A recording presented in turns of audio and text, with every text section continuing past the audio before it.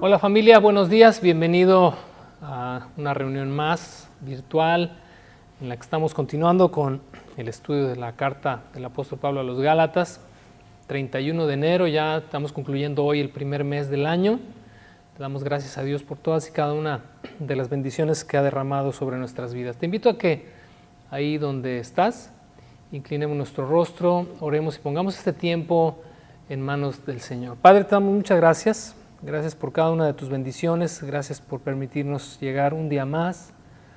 Gracias por todas las cosas, Señor, que has dispuesto para que nosotros podamos llegar a conocerte, para que podamos vivirte, experimentarte, Señor, y disfrutarte en cada día de nuestra vida. Gracias por cada bendición. Gracias por la bendición de tu palabra, Señor. Gracias por tu Espíritu Santo, que es quien nos la revela y a través, Señor, del cual podemos nosotros también llegar a vivirla. Te pedimos que la atesoremos, Señor, en el fondo de nuestro corazón, que hoy nos des la oportunidad de comprender tu palabra, Señor, todas las cosas que estamos considerando. Llévanos a la madurez, en el nombre de nuestro Señor Jesucristo. Amén. Bueno, vamos a la segunda parte, el propósito de la ley. Vamos a continuar por ahí del verso 22 en adelante y vamos a tomar parte del capítulo 4 también. La semana pasada vimos o hablamos acerca del motivo y de la vigencia de la ley. Y haciendo como una remembranza, bueno, el motivo, ¿cuál fue? El motivo es exponer, exhibir las transgresiones humanas, la pecaminosidad del hombre. Hablamos también de su vigencia. Fue escrita y fue dada por medio de un mediador, es decir, Moisés. Y leímos también que fue dada hasta que viniera la simiente, es decir, Cristo, a quien fueron hechas las promesas. Eso de alguna manera resume lo que revisamos la semana pasada. Durante la semana también, en las semillas en casa, revisamos acerca de lo que genera también algún tipo de duda, de confusión o a veces un punto de conflicto en cuanto a quienes consideran que la ley no ha perdido vigencia, y es porque en algunos pasajes de la ley, del Pentateuco, se prescriben como cosas que fueron dadas por estatuto perpetuo. Por ejemplo, en el caso del día sábado, ahí está la prescripción en la ley, que se guardará por estatuto perpetuo, dice, por todas tus generaciones. Cuando Dios también habló con Abraham, ahí en el libro del Génesis, acerca de la circuncisión, también le dijo, y será circuncidado todo varón, y si será esto por estatuto perpetuo, por todas tus generaciones. Y entonces, por ejemplo, los adventistas que guardan el sábado y que todavía evitan el comer alimentos que Dios en la ley prescribió como alimentos impuros, lo hacen porque dice ahí que fue prescrito como un estatuto perpetuo. Sin embargo, y esto solamente lo quiero dar, ya lo revisamos en las semillas en casa, pero para quienes nos ven de otras partes o quienes por alguna razón justificada no están en una semilla en casa, te quiero compartir esto porque creo que es importante, porque te lo vas a encontrar en más de una ocasión, sobre todo con aquellos que son defensores de la no fecha de caducidad de la ley, sino que sigue vigente y que tenemos que sujetarnos a ella, etcétera, etcétera. Me puse a revisar y digo, es algo muy sencillo que tú puedes hacer también. Busqué en mi concordancia todas las referencias a estatuto perpetuo y yo me encontré 19 pasajes en la ley, 19 pasajes que describen 19 estatutos perpetuos. Y fíjate bien, que no es solamente la circuncisión, que no son solamente las fiestas solemnes y que no son solamente los alimentos, aquellas cosas que están establecidas como estatutos perpetuos. Dentro de estos 19 estatutos a perpetuidad está también el sacerdocio de Aarón, el sacerdocio levítico, la comida de los sacerdotes, los sacrificios para la propiciación por los pecados, el incienso quemado, el lavado de los pies, en fin, 19 estatutos perpetuos. Si consideramos que la expresión estatuto perpetuo define a algo que no tiene fecha de caducidad nunca, daríamos entonces por hecho que el sacerdocio de Aarón está establecido para siempre. Y entonces el libro de Hebreos es un libro que sale sobrando en la Escritura, y la carta a los Romanos, y la segunda carta a los Corintios, y el libro de los Hechos. Muchos pasajes del Nuevo Testamento estarían como hojas extras, porque nos hablan con toda claridad, sobre todo el libro de Hebreos, de que el único sacerdote entre Dios y nosotros, nuestro sumo sacerdote, es Jesucristo. Y de hecho, lo leímos también la semana pasada en Hebreos, el ministerio de Cristo como sumo sacerdote delante de Dios está muy por encima de lo que fue, ¿no? de lo que fue el sacerdocio arónico y el sistema sacerdotal a través del cual el hombre podía venir delante de Dios para solamente cubrir temporalmente su culpa. Así que esto te lo digo solamente para dejarte pensando y llegarte a esta conclusión, de que cuando el antiguo pacto dijo estatuto perpetuo, el estatuto perpetuo era hasta que viniera la simiente, es decir, Cristo. Porque ahí la ley llegó a su fin, por lo tanto todos los estatutos perpetuos prescritos en la ley llegaron hasta su fin. La perpetuidad era solamente mientras la ley tuviera vigencia.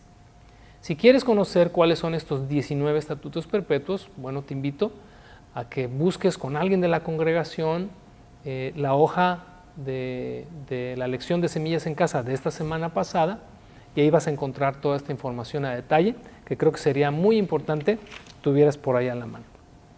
Continuando entonces con la segunda parte del propósito de la ley, ahora vamos a ver cuáles fueron los objetivos, o específicamente el propósito por el cual Dios envió o prescribió la ley. Vamos ahí a Gálatas capítulo 3, vamos a tomar desde el verso 22.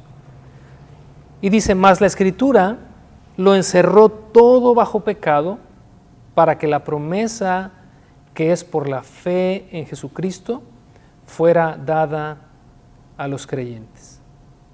Pero antes que viniera la fe, estábamos confinados bajo la ley, encerrados para aquella fe que iba a ser revelada. De manera que la ley ha sido nuestro ayo para llevarnos a Cristo, a fin de que fuéramos justificados por la fe. Seguimos contestando la pregunta de ¿para qué sirve la ley? Así comenzamos la semana pasada en el verso 19. ¿Cuál fue el propósito? Bueno, ya hablamos de dos de ellos la semana pasada y hoy hablaremos de la ley como un cuidador, como un supervisor, como alguien a quien Dios, digo, no es una persona, pero como si fuese una persona, como alguien a quien Dios envió para cuidar de su pueblo hasta que viniera esta realidad, la realidad de todas las cosas, que es Cristo Jesús.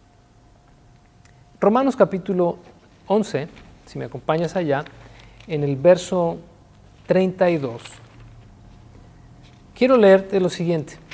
Obviamente hay un contexto detrás y te invito también a que con calma en la semana leas los versos previos, capítulo 10, bueno, todo el capítulo 11, el 10, el 9, el 8. Entonces lee todos los 11 capítulos de Romanos. Ya obviamente del capítulo 12 en adelante son algunos asuntos prácticos, pero esos primeros 11 capítulos son muy profundos en cuanto a la administración de Dios, de su reino, y cómo Dios ha hecho cosas que para nosotros quizás no tendrían ningún sentido, sin embargo que siempre logran el resultado deseado. Las matemáticas de Dios son muy distintas a las nuestras.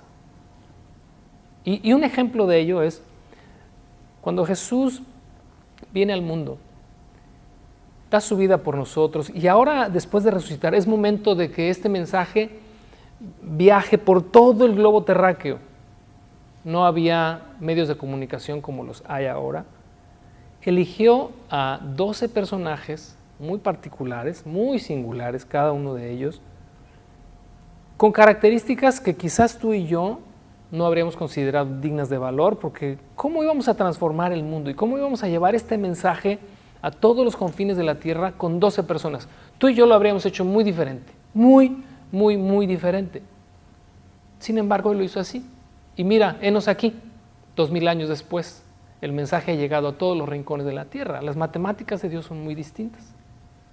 Por ejemplo, también en 1 Corintios, cuando Pablo habla acerca del evangelio que ha llegado a Grecia, dice, los griegos buscan sabiduría. Dice, pero para Cristo ha agradado salvar al mundo mediante la locura de la cruz. Este mensaje de un Cristo crucificado, tú y yo lo habríamos hecho de una forma muy distinta. Pero Dios lo hizo así. Y henos aquí, recibiendo la salvación, el perdón de nuestros pecados. Y Cristo ha sido glorificado por lo que hizo en la cruz del Calvario, y los planes de Dios siempre se cumplen. Así lo vimos un poquito más o menos en la introducción que tuvimos al tema de hoy. Pero fíjate ahí en el capítulo 11 de Romanos, lo que dice a partir del verso 32. Porque Dios sujetó a todos en desobediencia para tener misericordia de todos. ¡Qué locura!, ¿no? Esto es de lo que hablábamos la semana pasada y de lo que hablaremos el día de hoy. El propósito de la ley fue confinarnos, encerrarnos, esclavizarnos, mostrarnos cuán pecadores somos, porque Dios, dice el verso 32, sujetó a todos en desobediencia para entonces poder tener misericordia de todos. Estas fórmulas que solamente a Dios le resultan. Y entonces, después de que Pablo expresa esto, no puede menos que decir en el verso 33, oh profundidad de las riquezas, de la sabiduría y de la ciencia de Dios. Cuán insondables son sus juicios e inescrutables sus caminos. Porque ¿quién entendió la mente del Señor? ¿O quién fue su consejero? ¿O quién le dio al primero para que le fuese recompensado? Porque de Él y por Él y para Él son todas las cosas. A Él sea la gloria por los siglos de los siglos. Amén. Así que en el pasaje que estamos considerando hoy, lo primero que vemos ahí es la estrategia de Dios. Vamos a leerlo desde esta perspectiva otra vez, Gálatas capítulo 3, verso 22, dice, más la Escritura lo encerró todo bajo pecado para que la promesa que es por la fe de Jesucristo fuera dada a los creyentes. Pero antes que viniera la fe, antes de que Cristo se manifestara y nos hablara de que es por la fe en Él solamente, dice, estábamos confinados bajo la ley. Y este confinados es como haber sido puestos en la cárcel, casi, digo, no es tanto la idea aquí, aunque se dice encerrados para aquella fe que iba a ser revelada, pero habla más bien de este cuidado amoroso de Dios para con el pueblo de Israel, para salvaguardarlo, porque ya habían transcurrido, vimos la semana pasada, 2400 años desde la creación de Adán y hasta Moisés, y faltarían todavía 1600, 1800 años más o menos desde la promulgación de la ley hasta Cristo. Entonces, en todo ese lapso de tiempo, Dios, por medio de su ley, confinó al mundo, confinó al hombre, lo encerró con esta finalidad de guardarlo y guiarlo a la salvación que es en Jesucristo. De manera, dice el verso 24, que la ley ha sido nuestro ayo. Esta expresión en la Reina Valera, que quizás es poco común para nosotros, es paidagogos en griego, era la tarea de un esclavo dada por el padre de familia de supervisar la conducta de su hijo. Algunos comentaristas señalan que estos esclavos acompañaban a los hijos a la escuela, iban por ellos a la escuela, los traían a casa y durante el día supervisaban la conducta. Eran de alguna manera pues las cámaras, ¿no?, a través de las cuales, o los ojos a través de los cuales los padres supervisaban la conducta de sus hijos.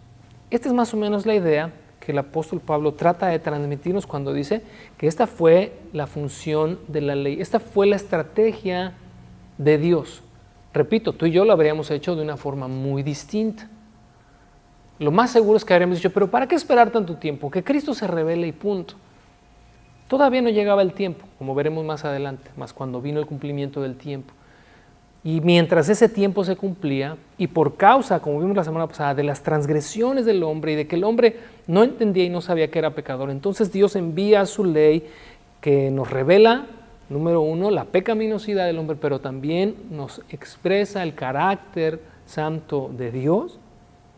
Y entonces esto se vuelve una guía, se vuelve una luz para aquellos que habrían de caminar todavía por tanto tiempo hasta que Cristo fuera manifestado. Ahora dice el verso 24, la segunda parte, que el objetivo de este ayo, de este paidagogos, de este siervo que es la ley, era llevarnos a Cristo a fin de que fuéramos justificados por la fe, asunto que ya hemos revisado con anterioridad. Pero fíjate lo que dice el verso 25. Pero venida la fe, ya no estamos bajo ayo o bajo este paidagogos, bajo este supervisor. Hemos dejado de estar bajo el ojo acusador y el ojo escrutador de la ley, porque ahora la realidad de Cristo nos ha sido revelada. Yo tengo pues, ¿cómo te diré? Como una concepción de la historia de la humanidad vista en 3 etapas. Digo, esta es una observación muy particular y bueno, te la quiero compartir, pero la etapa entre la creación del hombre, es decir, desde Adán hasta Moisés, es similar a la etapa de la inocencia en un niño, es decir, en un ser humano, desde el momento que nace y hasta un poco antes de la adolescencia, es decir, cuando todavía el niño es, porque así los definimos, como inocentes, ingenuos. En esa etapa hay que cuidarles. No les puedes dar muchas explicaciones de las cosas porque están en su razonamiento apenas madurando. Creo que más o menos define la etapa de inocencia de la que hablamos la semana pasada, de Adán a Moisés, en la que el hombre no sabe que es pecador porque no hay un código, no hay una ley, no hay nada escrito, no hay un mandamiento, y el hombre simplemente circula por impulsos, tal cual lo hacen los niños. Pero después viene la ley, y entonces sí, estos códigos, ¿verdad?, de conducta, estos códigos morales, estos códigos que nos dicen que mentir está mal, que codiciar está mal, que aquello está mal, que aquello está mal, y que hay un montón de cosas que están mal, y que todas esas cosas yo las practico, entonces soy consciente de mi realidad, y entonces se expone precisamente el pecado. Sale a luz lo que soy. Y creo que esto es equiparable a la etapa en la que los niños dejan de ser niños. Digo, no hay una edad específica, pero es cuando un niño ya empieza a adquirir conciencia de la realidad. Cuando ya tiene un entendimiento un poquito más claro y más profundo de lo que debe hacer, de lo que no debe hacer, de lo que está bien, de lo que está mal, creo es la adolescencia, y por ahí más o menos entre los 11, 12 años, es cuando los niños ya dejamos de ser niños y nos convertimos, pues si no en hombres hechos y derechos, por lo menos sí conscientes. Y luego en esa etapa de conciencia tenemos padres que nos vigilan y que nos están recordando todas esas cosas, lo que está bien, lo que está mal. Es más o menos lo que se vivió entre la ley de Moisés y Cristo. Y te estoy dando esta ilustración para poder dar un poquito más de luz acerca de lo que estamos leyendo. Y entonces la ley cumple esta función de estarnos recordando todo lo que está bien, lo que está mal, lo que agrada a Dios, lo que desagrada a Dios, cuál es el carácter de Dios, la esencia de Dios, cuál es nuestro carácter, cuál es nuestra esencia. Como cuando nosotros estábamos todavía bajo la supervisión y la tutela de nuestros padres, y ¡pum!, estaban ahí duro y duro y duro y duro y duro y duro y duro.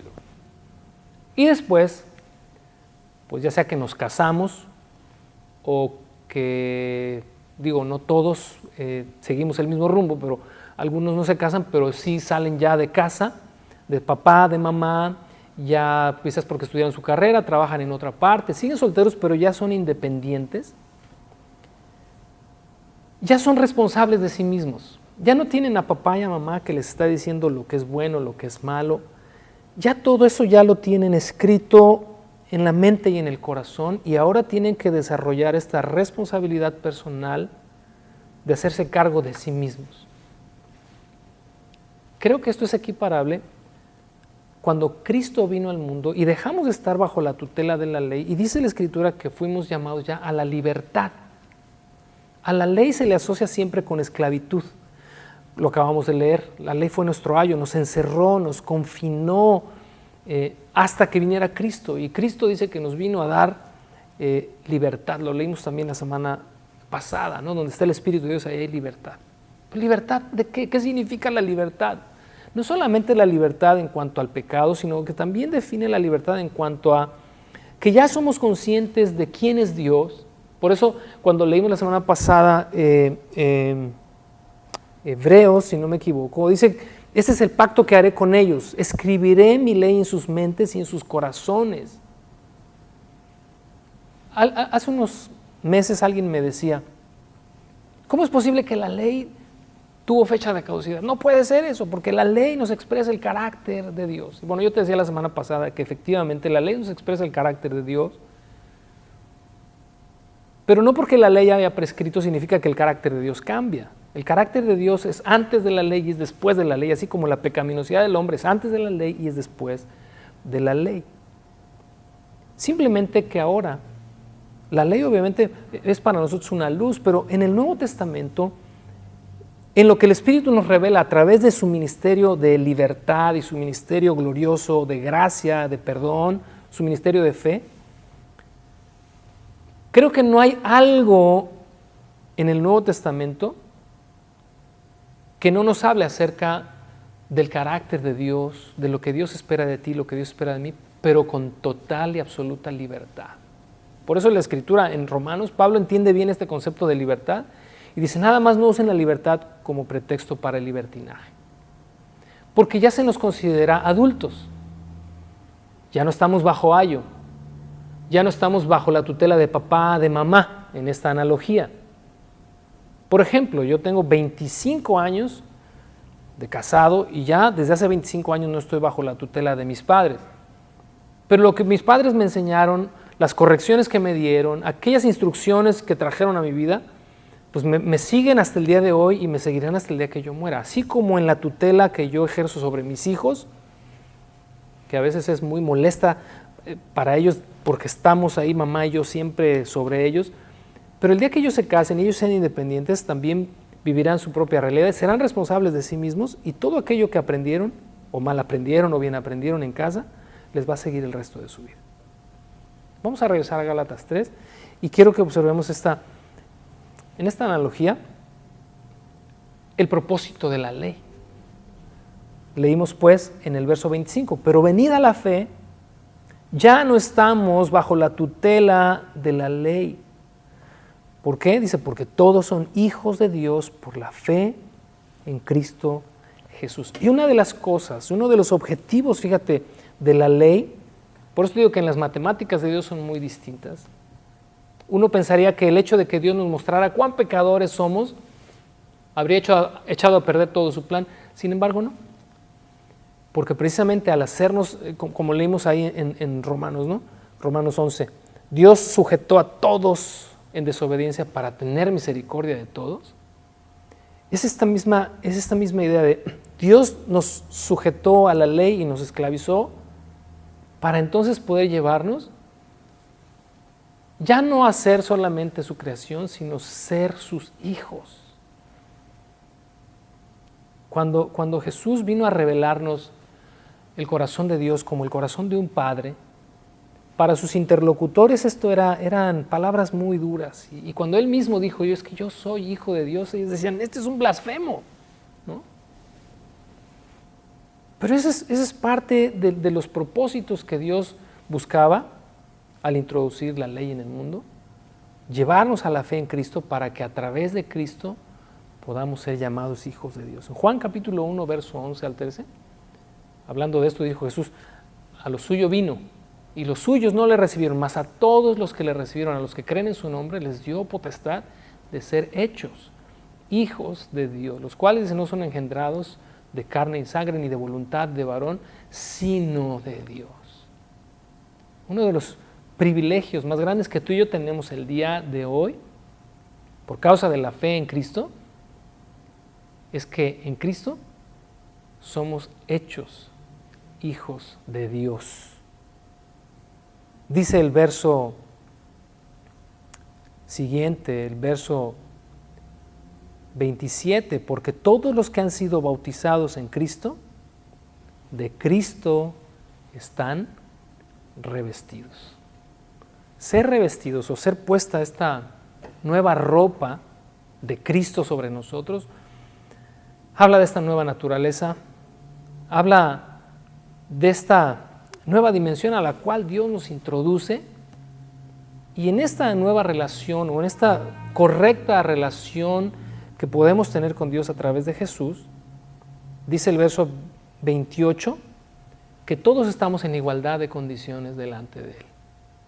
Y creo que esto también no resultó muy grato para los judíos del primer siglo. Uno, porque ellos consideraban que en un sentido racial los judíos eran superiores al resto del mundo.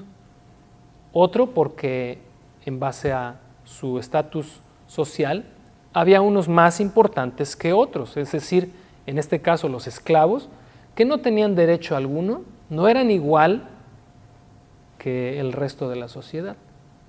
Pero tercero es porque también, en cuanto al aspecto de género, ellos consideraban que el hombre, por ser hecho a imagen de Dios, hablando del varón, era superior a la mujer. Pero cuando dice la Escritura que todos hemos venido por la fe a ser hechos hijos de Dios a través de Jesús, dice el verso 28, ya no hay judío ni griego, ya no hay esclavo ni libre, ya no hay varón ni mujer, porque todos ustedes son uno en Cristo Jesús. ¿Te das cuenta cómo el resultado en las matemáticas de Dios siempre es favorable, no solo para Él, sino para nosotros también? Y si ustedes, dice el verso 29, son de Cristo, ciertamente el linaje de Abraham son y herederos según la promesa.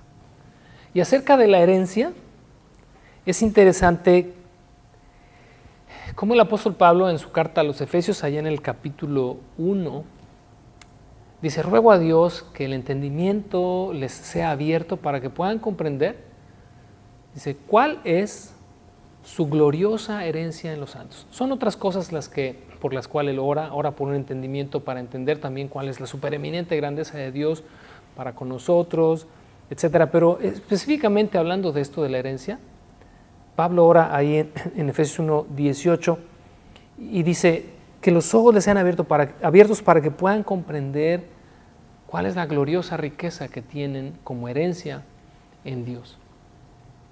Yo creo que, te lo digo honestamente, todos,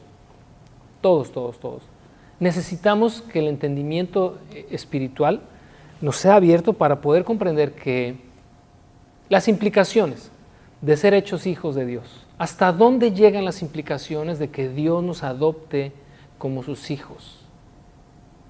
En toda esta administración de la gracia de Dios desde que nos creó hasta el día de hoy, pasando por tantas dispensaciones, llamadas así, no dispensaciones como un momento de administración específico de Dios y cómo Dios hace las cosas como Él quiere y obtiene el resultado que Él quiere. Me encanta ver en toda esta paleta de colores que necesitamos nosotros la sabiduría, el entendimiento, el discernimiento de Dios para que todas estas cosas, vistas de forma así como general, puedan aterrizar en el fondo de nuestro corazón. Por eso creo que Pablo ora ahí en Efesios, dice que el entendimiento les sea abierto para que lo puedan comprender. Mira, en Primera de Corintios capítulo 3, verso 21 al 23, pasaje pues profundo, ¿no? Pues dice, así que ninguno se gloríe en los hombres, porque todo es vuestro. Sea Pablo, sea Apolos, sea Pedro, sea el mundo, sea la vida, sea la muerte, sea lo presente, sea lo porvenir, todo es suyo y ustedes son de Cristo y Cristo es de Dios. La verdad es que la imaginación no me da no me da y no me da y no me da, porque esto tiene que ser solamente por la revelación del Espíritu, a entender la profundidad de lo que Pablo quiso transmitir a los corintios cuando les dijo, todo es suyo, ustedes son herederos de todas las cosas. En otro pasaje dice que somos coherederos con Cristo, es decir, en Romanos, por ejemplo, ¿no? Dice Romanos 11, lo leímos también hace un momento, dice, porque todas las cosas fueron por Él y para Él. Hablando de que Dios cuando creó todas las cosas las hizo a través de Cristo, pero las hizo también para Él, porque Él es heredero de todas las cosas. Todo lo que Dios posee como Padre se lo ha heredado al Hijo. Pero la Escritura dice que también tú y yo somos coherederos con Él. Su herencia viene a ser también la nuestra. Y creo que es lo mismo que Pablo trata de transmitir a los corintios. ¡Hey! Porque hay aquí asuntos de que el contexto es de que algunos prefieren a Pablo, otros prefieren a Pedro, otros prefieren a Apolos. Y Pablo dijo, por favor, esas son tonterías. Son asuntos muy pequeños. Entiendan que Pablo, que Pedro, que Apolos, que el mundo, lo porvenir, lo presente, todo es suyo. Creo que eso tiene que ver con el hecho de que somos herederos. Por el hecho de ser hijos, son las implicaciones de ser hijos. Somos herederos. Ahora, en el capítulo 6 hay otro problema. Los creyentes están llevando a otros creyentes ante juzgados públicos para demandar quizás faltas de pago, no sé, que alguno se agandalló por ahí el terreno de otro. Fíjate, dice el capítulo 6, verso 1, ¿se atreven alguno de ustedes cuando tiene algo contra otro ir a juicio delante de los incrédulos y no delante de los santos? ¿O no saben que los santos han de juzgar al mundo? Yo ahí arriba del capítulo 6 yo le puse como entre paréntesis, ¿qué no saben? Haciendo alusión al verso 2 y 3. Porque quiero suponer que cuando Pablo escribe estas cosas y les dice, ¿qué no saben? Es porque da por sentado que ya se los había explicado con anterioridad. ¿Qué les dijo con anterioridad en cuanto a esto? Pues no lo sé. Me encantaría tener a Pablo delante y que me explicara antes todo lo que dijo acerca de esto, que pues hoy honestamente nosotros no sabemos. Lo creemos porque está escrito, pero no lo sabemos porque tengamos una información detallada. Pero los corintios sí tenían esa información y por eso les dice, ¿qué no saben que los santos van a juzgar al mundo? Y si el mundo ha de ser juzgado por ustedes, ¿son indignos de juzgar cosas más pequeñas? ¿O no saben que hemos de juzgar a los ángeles? ¿Cuánto más las cosas de esta vida? Profundo, ¿verdad?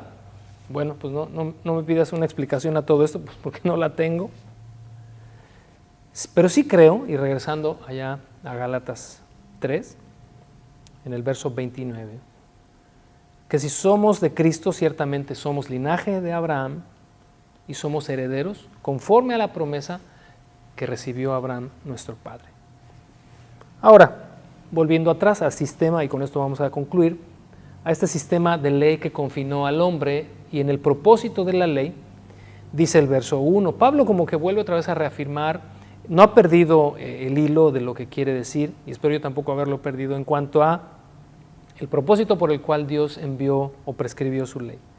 Pero también dice que entre tanto que el heredero es niño, no se diferencia en nada del esclavo, aunque es señor de todo. Y este niño es precisamente el tiempo entre que la ley se prescribe y Cristo viene, lo que definía hace un momento como el momento entre la adolescencia y la madurez de una persona cuando está bajo la tutela de sus padres. Aunque el padre haya hecho en un testamento que el hijo va a heredar todo lo que el padre tiene, mientras el padre no determina que es momento o muere y que el momento de que el testamento tenga vigencia o cobre valor, el niño no difiere absolutamente nada de ningún otro miembro de la familia o de incluso alguien que no es miembro de la familia, aunque en papel ya es señor de todo. Es más o menos la idea que Pablo está transmitiéndonos en cuanto a la vigencia de la ley y a la función de la ley.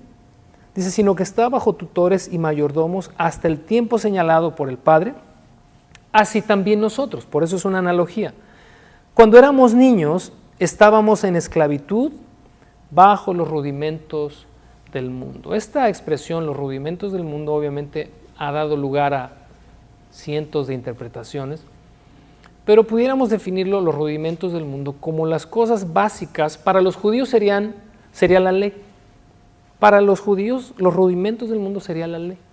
Cosas básicas a través de las cuales Dios guió y Dios salvaguardó a su pueblo, formó un pueblo, le dio sentido de cultura, sentido de unidad a un pueblo, a una nación, pero ese no era el fin o el propósito de la ley, era salvaguardarles.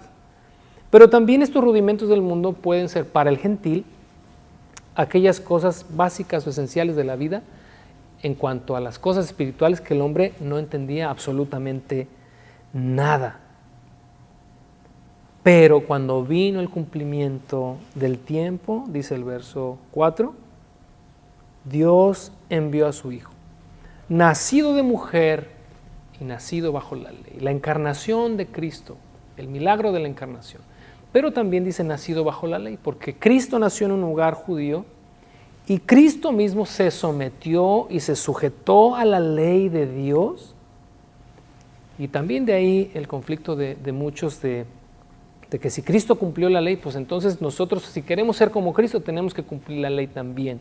Porque Él mismo dijo, dice el Evangelio de Mateo, que no vino para abrogar la ley, sino para cumplirla. Y eso es cierto.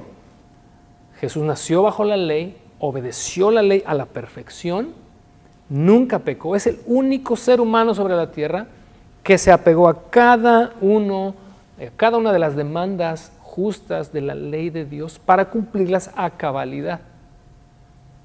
Por eso Él dijo que no vino a abrogarla, vino a cumplirla. Pero el hecho de que Él haya dicho que vino a cumplirla no nos traslada a nosotros esa misma responsabilidad por las razones, todas las razones que ya hemos dado y que no solamente hemos dado aquí, sino que la Escritura nos ha dado en cuanto a la vigencia de la ley. Cuando Cristo está en el madero, consumado es, y entonces la ley se cumplió a cabalidad y nosotros ahora, porque digo, si el hombre no pudo cumplir la ley antes de Cristo, después de Cristo tampoco podría cumplir la ley, porque la pecaminosidad del hombre es la misma antes y después. Es por eso que por la fe en Jesús tenemos nosotros la justificación, de lo cual ya hemos hablado de sobra.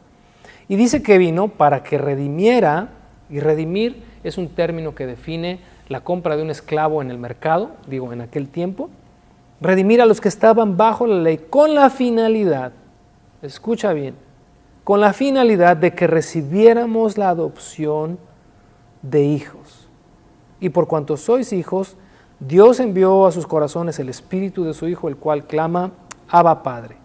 Conclusión, verso 7, así que ya no eres esclavo, sino hijo. ¿Esclavo de qué? Esclavo de la ley. Si lo revisamos en el contexto de todo eso, no habla de esclavitud al pecado. Esclavo de la ley, porque estábamos confinados por la ley, acuérdate.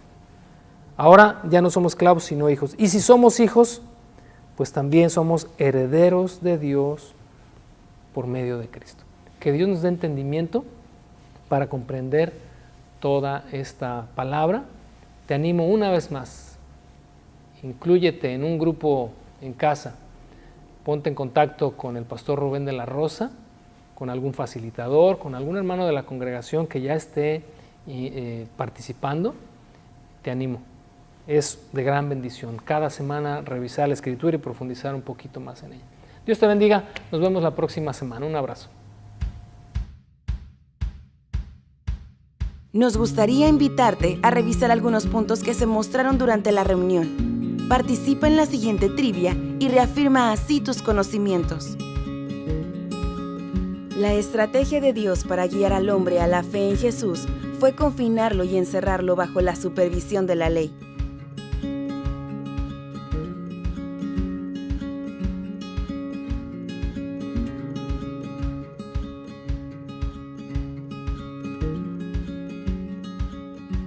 Un ayo era la persona que sustituía al padre de familia indefinidamente.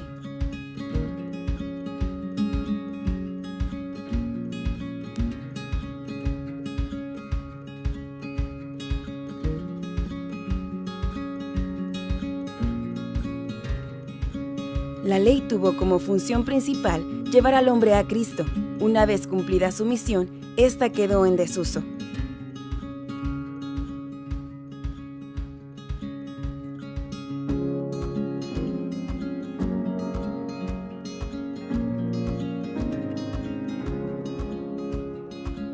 Los rudimentos del mundo son los elementos básicos de conciencia dada a los hombres antes de Cristo, sean judíos o gentiles.